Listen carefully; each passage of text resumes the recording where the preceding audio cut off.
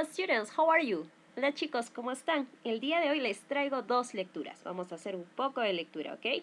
The first reading is about Susan says sporting memories, ¿ok? Acerca de Susie nos cuenta con respecto a recuerdos deportivos, ¿ok? Lo único que tienes que hacer es prestar atención al audio y luego responder algunas preguntas. Pay attention please and let's start. Susan says, sporting memories. Here are my top 3 sporting memories. What are yours? What?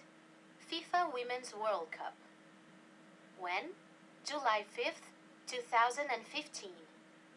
Where? Canada. Why? I've watched this game many times, and I still feel the same thrill. I always have the impression I'm watching it for the first time. It's probably one of the best games in the history of the Women's World Cup. It was the US on one side and Japan on the other. The American team won their third championship by beating Japan, the team that had defeated them 4 years before. The final score was 5-2, with a brilliant performance by Carly Lloyd, who scored nothing less than 3 goals. She was slowing down towards the end of the game, but scored one of the most beautiful goals I have ever seen. There have been other games and other cups, but this one was truly special. It was because of this game that I became a huge fan of soccer. What? NBA Finals, Game 4. When? June 8th, 2018. Where? The USA. Why? Basketball is my favorite sport and I hardly ever miss an NBA game. I support the Golden State Warriors, and that's why I think this was the greatest game in the tournament. The Warriors played against the Cleveland Cavaliers and won by 108-85, closing the 2017-2018 NBA Series Finals by 4-0.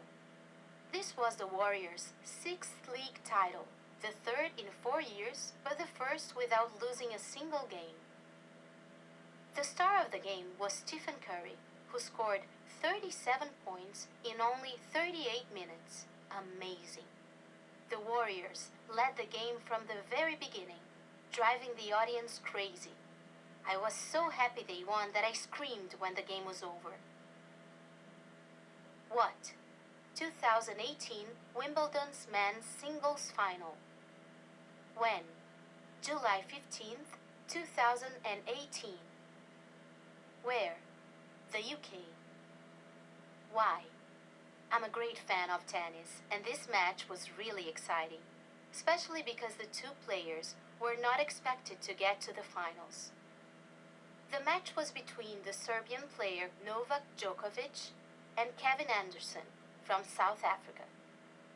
Anderson had beaten Roger Federer, who was the winner in 2017 and one of the favorites in the quarterfinals. Djokovic had beaten Rafael Nadal, also one of the favorites, and number 1 in the ranking, in the semi-finals. Djokovic won his 4th Wimbledon championship. The first 2 sets were 6-2 and 6-2, and the last one 7-6. Despite taking the title, Djokovic didn't become number 1 at the moment, but got it at the end of the year.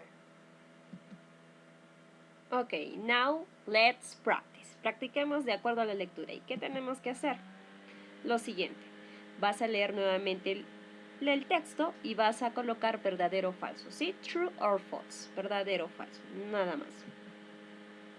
Siguiente parte, simplemente vas a responder a las preguntas de acuerdo a la lectura. Ok, students, now we'll continue with the second reading.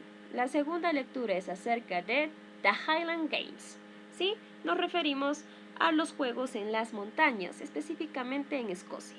Ok, pay attention and let's start. The Highland Games. The Highland Games are a series of sports and cultural events that take place in Scotland between May and September every year. The games celebrate Scottish and Celtic traditions such as bagpipes, kilts, dancing, and heavy athletics. The game's history. It is believed that the Highland Games have existed for 1,000 years. According to oral tradition, Celtic tribes held games which were designed to select the best and strongest warriors. The first official games, however, took place during the reign of King Malcolm III, who organized a royal competition to find the strongest and fastest people who could be his messengers. Sports involved in the game. Sports often involve competitors' brute strength, throwing ability, or both. These include hammer throw, in which the competitor throws a very heavy metal ball as far as possible, hill race, in which competitors have to reach the top of a hill as fast as possible in any way they like, tug-of-war, in which two teams have to pull a rope, among others. Many of these sports only happen in the Highland Games, which helps make the event even more popular. Some other traditions. There certainly are several centuries-old traditions in the Highland Games that help keep the crowds entertained. There are solo and group Highland dancing competitions, music performances which vary from huge bands marching to individuals playing the most traditional Scottish instrument, the bagpipes, animals, armoires, and Celtic arts exhibitions, as well as food and souvenir stalls, which sell a wide variety of local food and drinks, toys, miniatures, clothes, etc.